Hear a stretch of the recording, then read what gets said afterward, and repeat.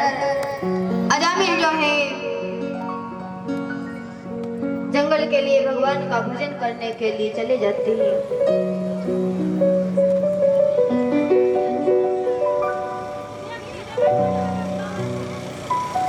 इधर जब हिरण्याक्ष का प्रभु ने वध किया तो हिरण्याकश्यप को पता चला कि विष्णु ने हमारे भाई का वध कर दिया है। और महाराज आपको पता है जब भाई का वध कोई कर देना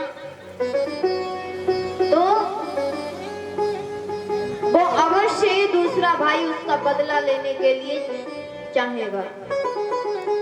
जब उसने सुना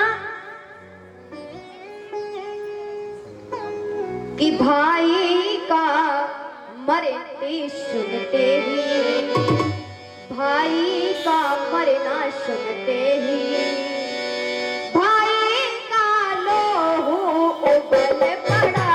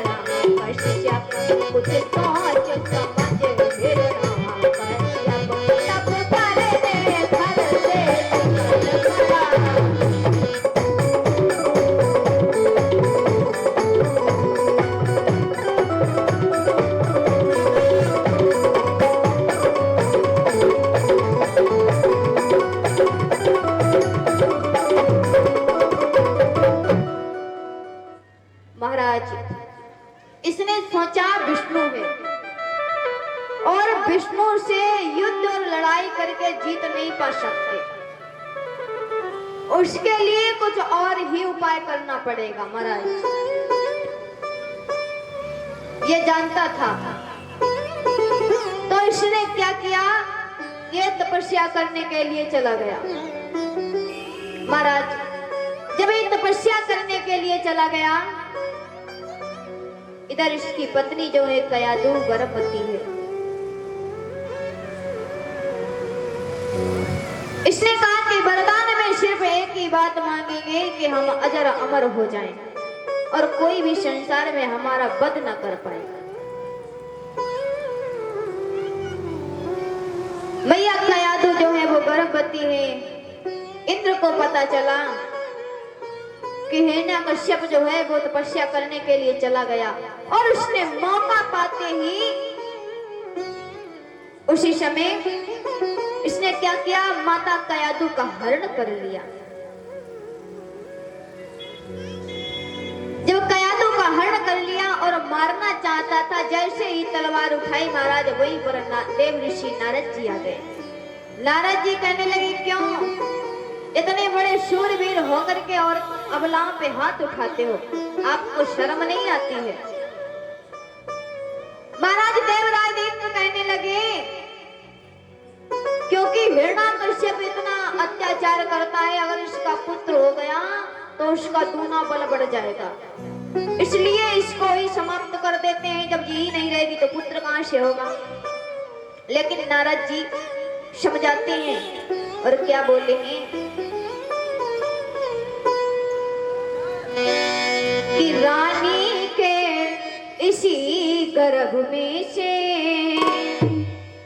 रानी के इसी गर्भ में से वहां पर में भक्त प्रगटाएंगे।